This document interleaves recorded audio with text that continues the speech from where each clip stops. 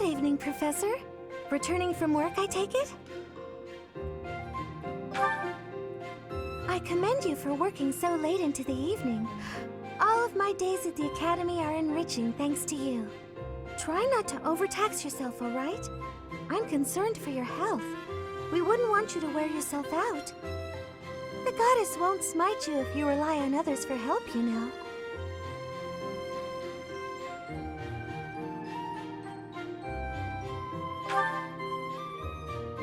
Listen here, Professor. You might not like what I'm about to say. To be perfectly honest, I had my doubts when I first met you. I don't want you to think less of me for saying this, but here we are. At first, I thought you seemed too young to be a professor. It is unusual, you have to admit. Yet you seemed very composed and mature despite your age. You're strong-willed, encouraging, and you go to great lengths to ensure that everyone is cared for. But it almost feels like you're trying too hard to be a perfect role model for your students. If that's how you feel, then I can't disagree. But I think it's necessary to give yourself a break every now and again. The mind has a tendency to make mistakes when you've exhausted yourself. In my case, I still seem to make mistakes even when I'm wide awake. Oh, you know, I'm always mixing up the dates for drills or misplacing things. Just the other day, I forgot to put on my uniform and headed out to practice wearing only my... well, you can imagine how embarrassed I was. My mind can be so scattered sometimes. Anyway, where was I? Ah, that's right. What I'm trying to say is that you shouldn't push yourself too hard. If you do, you might end up in a pretty bad place. That reminds me, is there anything I can do to assist you, Professor? If it's all right with you, I'd like to help in any way I can. Whatever you need, just say the word. I look forward to helping you out.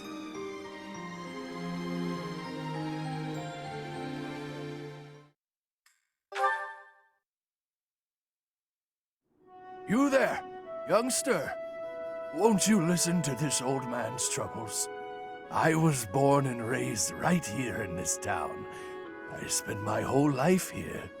My daughter lives in the Empire, and she sent me a letter to ask if I was keeping up with my daily worship. Well, hello there, Professor. Is this a friend of yours? Is that so? I was sure you two knew each other. Is there something we can do for you, good sir? Oh, what a lovely young lady. I was just telling this kind soul a story. Really? What's troubling you? Well, I was thinking of going to daily prayer, but my leg's been acting up and I can't walk properly. How terrible. That's no good at all. May I be of assistance? I'd be happy to lend a shoulder and escort you to the chapel. Would you? Oh, I'd be most grateful to you. Thank the goddess for sending this young lady to me today. We'll need your help too, Professor. Here, sir, take my arm. Splendid work, Professor. You really seem to appreciate our assistance. Putting a smile on someone's face always seems to brighten up the day. Is something wrong? You're giving me a strange look. Oh, how should I put this? I suppose it's just second nature to me. It's difficult to describe, but I can usually tell when someone is worried about something. Back there, I could tell that both you and the old man were in distress. I spent a good amount of my life living in the church. Maybe that's why I'm so good at identifying these things? Did I not mention that before? I spent nearly 10 years of my life in the Church of Fargus. Many came to us with their troubles. In my own time of need, I once ran to the church myself, and they helped me. May I share something with you, Professor? It's about a dream of mine. I'd like to work in the church one day. I want to be like the priest who helped me. Never mind. It's not a very realistic dream. Please forget I said anything. If I were someone else, perhaps a commoner without a crest or stature, maybe things would be different. It's a bit sad, but this is the way things have to be. After all, only the goddess can decide our fates.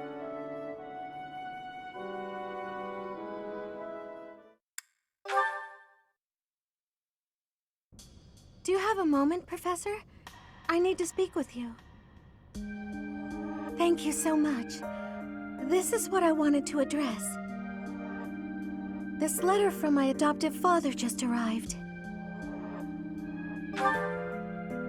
Oh, have I not mentioned him? He's the reason I first came to the Officers' Academy.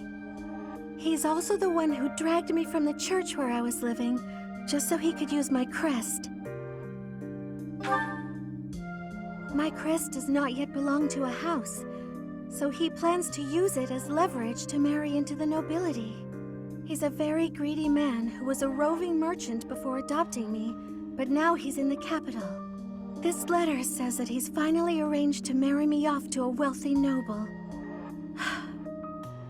I know he's just thinking of himself, but can't he see that this isn't a priority when we're at war?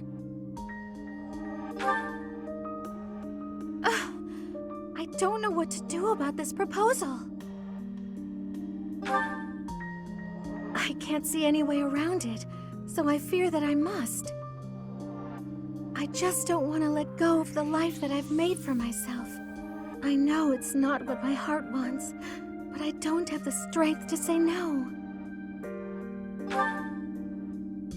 I believe I've mentioned this before, but I want to work in service of the church. Well, I suppose it doesn't necessarily have to be the church, but I want to help those in need. If I were to marry a noble, I think it would be difficult to realize that dream. It's just, I've always allowed myself to follow the whims of those above me. I convinced myself that everything in life was at the will of the goddess. I was blind to reality. I believed it was her will to both pull me from the church and guide me to the Officers' Academy. The decision to enter this war was the first time I acted of my own free will.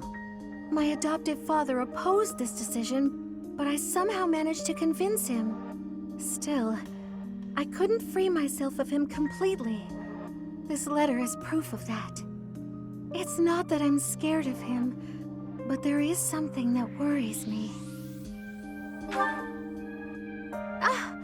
I knew you'd understand, Professor. I've sat down to write a reply several times, but I can't muster up the courage or the words. I was hoping you could provide me with the encouragement I need. If I don't, he'll go ahead with the arrangement. I suppose I must aim toward cutting him out of my life completely. Okay. I think that may have been just the push I was looking for. I'll tell him the truth, that I found a life worth pursuing and I must decline the proposal. Maybe I should tell him I've fallen for someone else.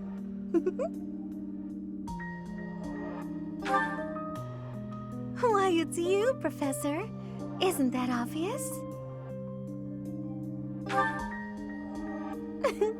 I'm just teasing.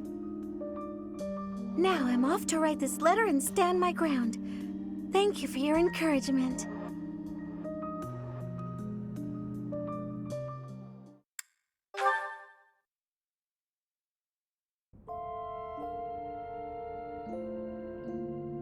There you are. I apologize for the short notice, but I'm so glad you could make it. I'm sure you're very busy being the hero of Fodlan and all. Then I'm afraid that what I'm about to ask may come at an inopportune time. Do you mind hearing me out? Ah, great! Here it is. I'm going to Ferdiad to meet with my adoptive father, and I'd like you to accompany me. feel the need to set things straight with him, in my own way. I've already decided exactly what I'm going to say. I'm choosing to live my life how I want, in pursuit of my own happiness. I need you to accept that. I'm in charge of my own destiny, not you, not anyone else, just me.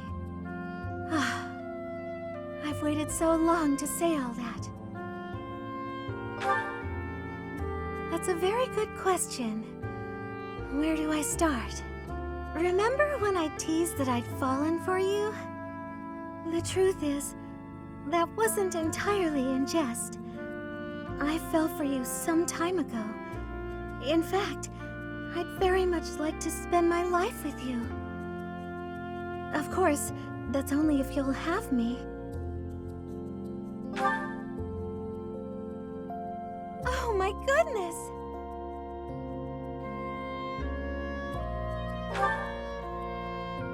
Yes, let's! You've no idea what this means to me. This may be the happiest I've ever been. I'm so glad I could finally express my feelings. Now we can live the rest of our lives together.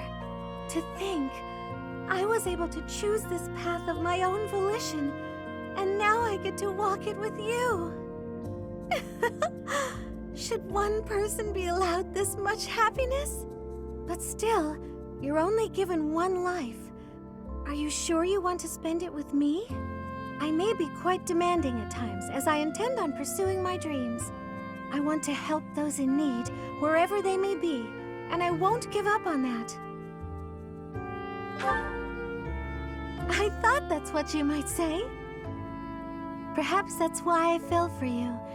It's just the way you are. All right, let's be off. It's no short journey to Ferdiad. Oh.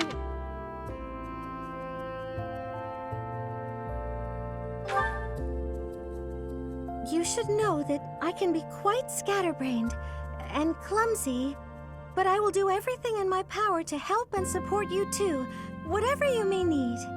What a wonderful life we will lead together.